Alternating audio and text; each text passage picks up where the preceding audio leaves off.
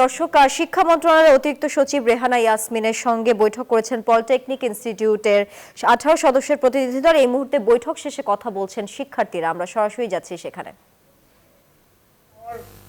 Order আছে এবং 2092 সালে গেজেটও যেখানে স্পষ্টভাবে উল্লেখ করা আছে, তো সেই জায়গা থেকে তো আমরা এখন ডিপ্লোমা প্রকৌশলী বা ডিপ্লোমা শিক্ষার্থী দিন শেষে দশম গ্রেডে অ্যাপ্লাই করতে আমরা তো সেই জায়গায় যাব।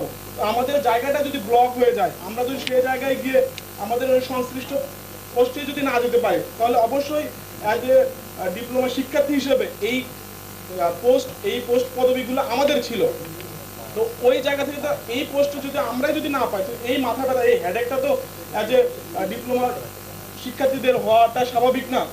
অবশ্যই স্বাভাবিক। এই জন্য এই সংশ্লিষ্ট বিষয়ের কারণে আমরা এই ক্রাফট ইনস্ট্রাক্টরদের পোস্টে বললেন, কারিগরি অধিদপ্তর বললেন, আমরা চাচ্ছি আপনার ঘরের যে লোকটা, আমার একটা এক্সাম্পল দিই, জাস্ট এক্সাম্পল, ধর আপনি ঘরে একজন আছে, আপনি ঘরের লোক আপনার দুঃখটা বুঝবে, অন্য বাইরে থেকে একজন আত্মীয় স্বজন অন্য একজন লোক আপনার ব্যথাটা বুঝবে না।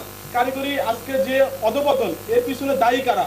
এর পিছনে দায়ী নন টেক যে পার্সনগুলো আছে, যারা কারিগরি শিক্ষার বহির্ভূত শিক্ষিত পার্সন, যারা এসে এই দুর্ভোগ এই কি বলে বর্তমান যে অস্থিতিশীল পরিস্থিতি, বর্তমান কারিগরি শিক্ষার যে দুরবস্থা, এটার জন্য তারা দায়ী।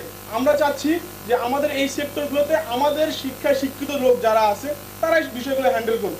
আমাদের শিক্ষায় শিক্ষিত লোক কারা? এই শিক্ষিত লোক তো আমরাই, যারা এখন বিভিন্ন পলিটেকনিকের শিক্ষকতা অবস্থায় আছি।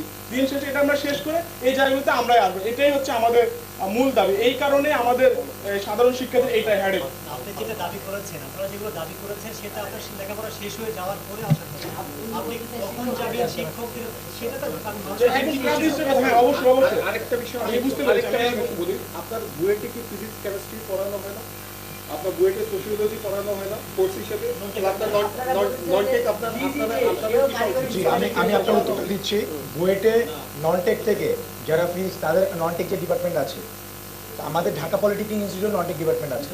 তা আমরা বলেছি পরিচালনার ক্ষেত্রে নন টেক থেকে পরিচালনা আসতে পারবে না।